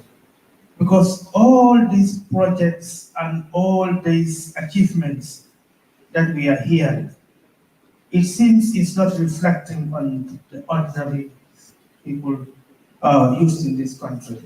It's just you hear, but if you go on the ground, it's different. Thank you very much. Today you go around, you see people sleeping outside. And America is the most successful economy in the world. In fact, I remember one time Obama said, the difference between America and the rest of the world is very wide. You know, then there is nowhere in the world where a society has a full employment. It doesn't happen anywhere in the world. But despite that, what is happening? I think we've seen a lot of cases, cases that were shown today, this morning. The youths that came out and said, you know, their life have been impacted by this training. Their life has been impacted by these projects. You know, that is a clear testimony that these projects are changing lives, and they are changing lives and livelihood. We have seen evidence, not only on videos, but people appears in person and say that. I think we are all witnesses to that. And in terms of the study that you are talking about, currently there is a labor force survey going on currently. Then we do this almost every 4 years, just to understand the level of unemployment in this country. We've done it in 2012, 2018. Now we are doing it again this year. You know, with GBOS, we are collaborating with GBOS to do a labor force survey to know the number of youths that are unemployed, and the number of youths that are underemployed, and so on and so forth. And you also have to understand that when you talk about unemployment, these are people who are actively seeking for job. That's the economic definition. These are people that are actively seeking for job. These not people who are sitting down and not, you know, don't care. They are just, they want to, every day they want to get up and drink attire. They don't want to go to anywhere. They don't want to do anything. They are sitting down. And we have a lot of that in this country, you know, and which is a wrong representation, you know, of the facts on the ground. Because if you are not looking for a job, job is not looking for you. You know, you cannot be called unemployed. You know, in economic terms, you cannot be. That's not the definition of unemployment. You must be actively seeking for job. That's what you qualified as an unemployed. I'm telling you, and you all know, you'll find you'll find a number of youth that are around. They are not looking for a job. They don't want to do anything. They are sitting down. Then you cannot call those people unemployed. Thank you. Recognize that a government has to exist. A government cannot exist without a tax, because we don't go out and do business. We only collect a token of resources from business people so that we survive as a government to be able to maintain peace and order. I think me and you, we go we go to bed and sleep. You are people who are roaming around 24 hours, they don't sleep. And we have to pay them. These are securities. And with regard to the businesses, there are a lot of tax incentives that we are providing to businesses, both small and big businesses. And we are reviewing our tax system as well, because we feel that it has to be dynamic. It has to be more supportive, of development of businesses, and instead of trying to kill businesses. This is something that we looked at it very often, and we adjust some of those instruments, whenever they are necessary. There are a lot of businesses that will tell you in this country that they are benefiting from incentives. They don't pay tax. There are certain categories of business where that's what we call a special investment certificate. If you have that, you go for 5 years without paying tax. You don't pay corporate tax. You don't pay custom duties and so on and so forth. And if you are also operating as a free zone, you go for 10 years without paying tax. Then there are a lot of tax incentives, and also there are other fiscal incentives that we support businesses in this country.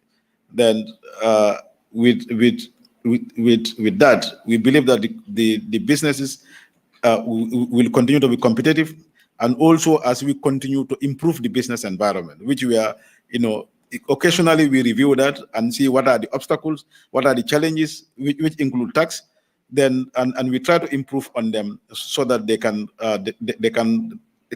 remain competitive. Thank you. Is the security and the teaching fraternity.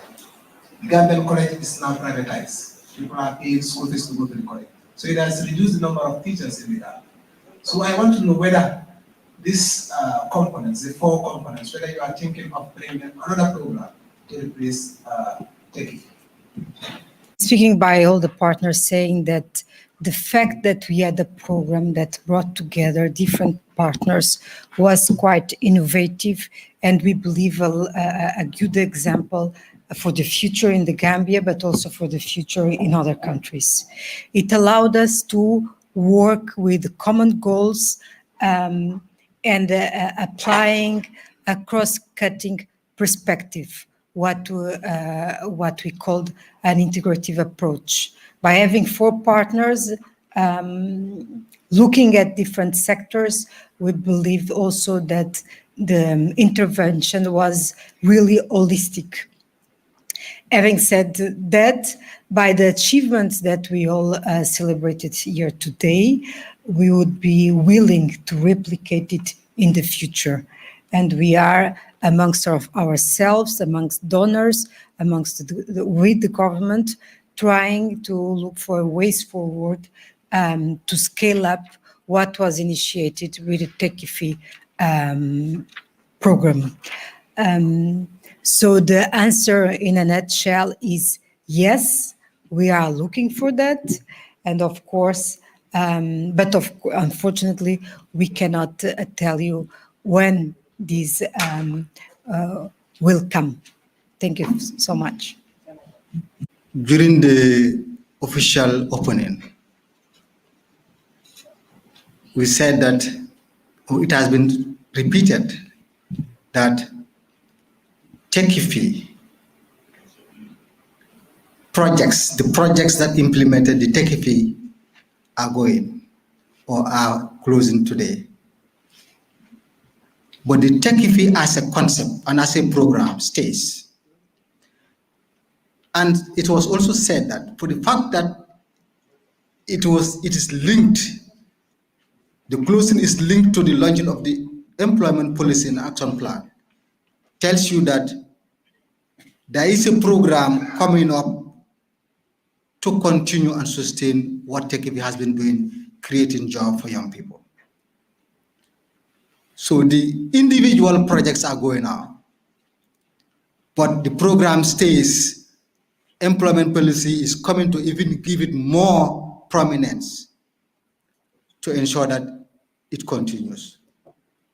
And we are seeing also a lot of other partners are coming up. Some initiatives are already been made to come up with projects similar to TechIFI, also contributing to job creation.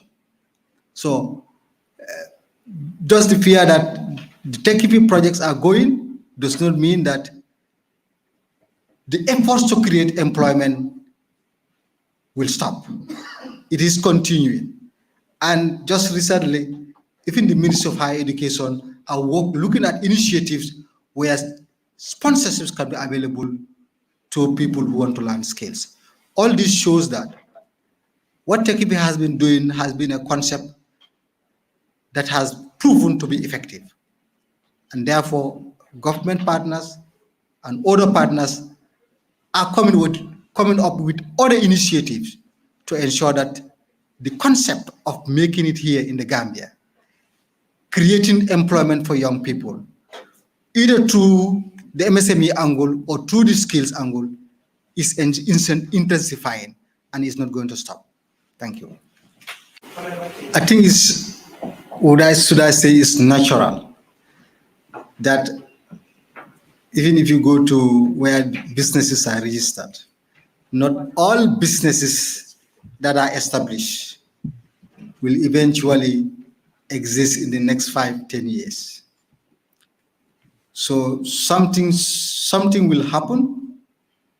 Maybe, as you say, it might, COVID, for example, hampered on some businesses, and some business has to die. But the concept we have built is with the institutions. We have said that here. We are partnered with so many institutions.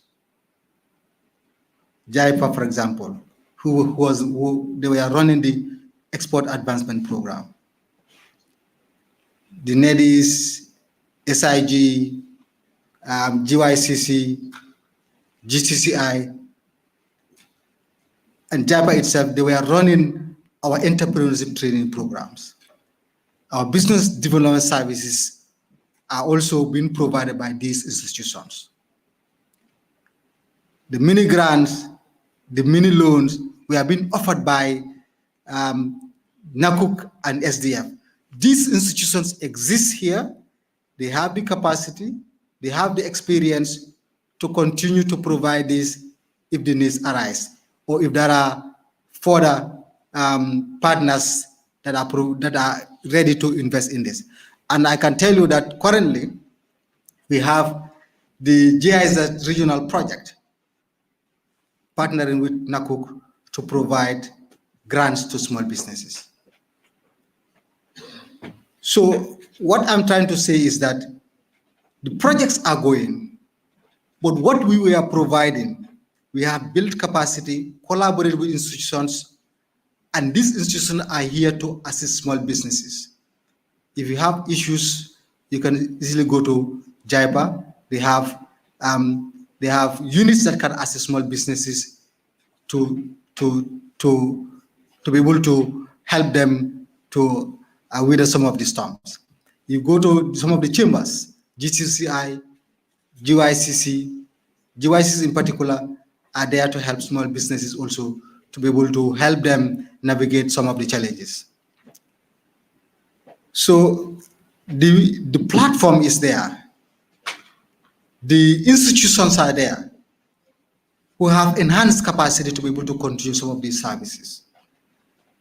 So what will not be there is the projects will not be there to mobilize you in the name of the project and link with you JIPA or link you with GYCC. You have to take your individual initiative to link yourself with this institution to help you in the different dimensions you want support in terms of business development. Reason why TechFi has aligned itself with all these institutions is for the purpose of is to be able to sustain whatever they are doing. And if the project closed, we all know projects are for a period. But the reason why we institutionalize the gains of these projects is to ensure that when they are away, institutions that exist will continue to perform the roles that they were performing. And this is what is going to continue. You have the Ministry of Trade, you have GAIPA, which is under the Ministry of Trade that provide business services. We have SDF that provide financial support to businesses. And these institutions even exist before the projects that we close today, the tech projects. We have been providing assistance to small businesses even before these projects, and we will continue to provide assistance to small businesses and when they are in difficulties, if you call on government, we'll step in and support you and able to help you to navigate beyond that level that you are finding difficult. But we should also bear in mind that research has also shown very clearly that most of the micro enterprises does not survive more than 3 years. Those who survive beyond 3 years, have already built a resilience to move, are more sustainable. That is something that you also have to find in mind because of the some of the inherent weaknesses in some of those businesses. But the business services is available, coaching and counseling is available, and they will and we'll make sure that they are made to your disposal as long as you need them. Thank you.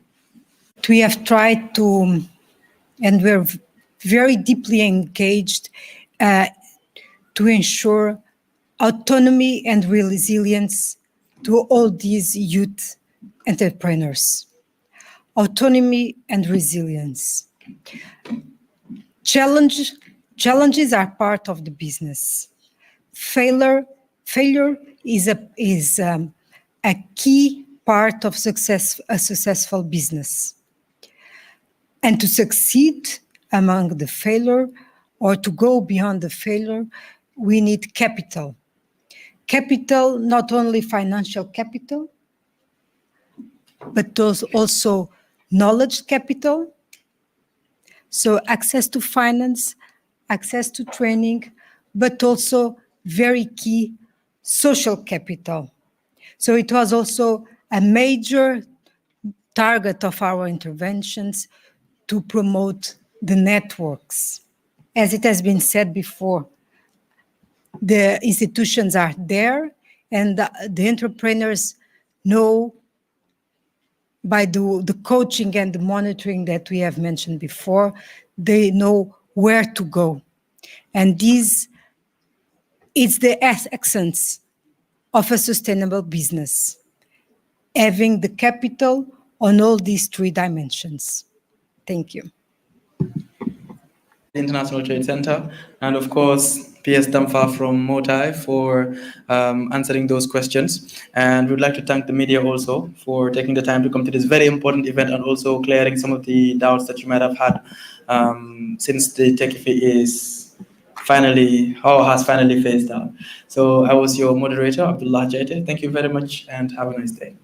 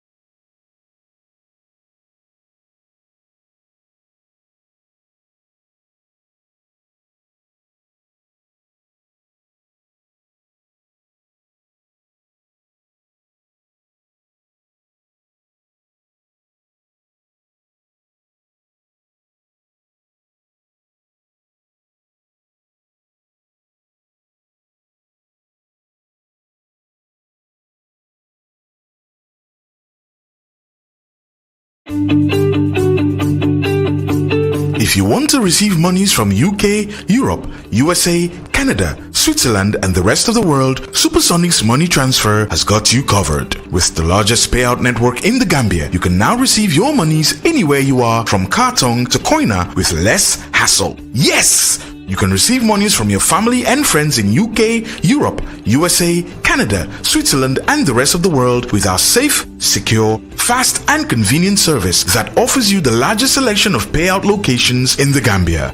SuperSonics Money Transfer. We are currently in 34 African countries and counting, giving you quality money remittance services that are second to none. Visit the Google Play Store or the Apple Store today to download the SuperSonics Money Transfer app and enjoy excellent money transfer services only with SuperSonics.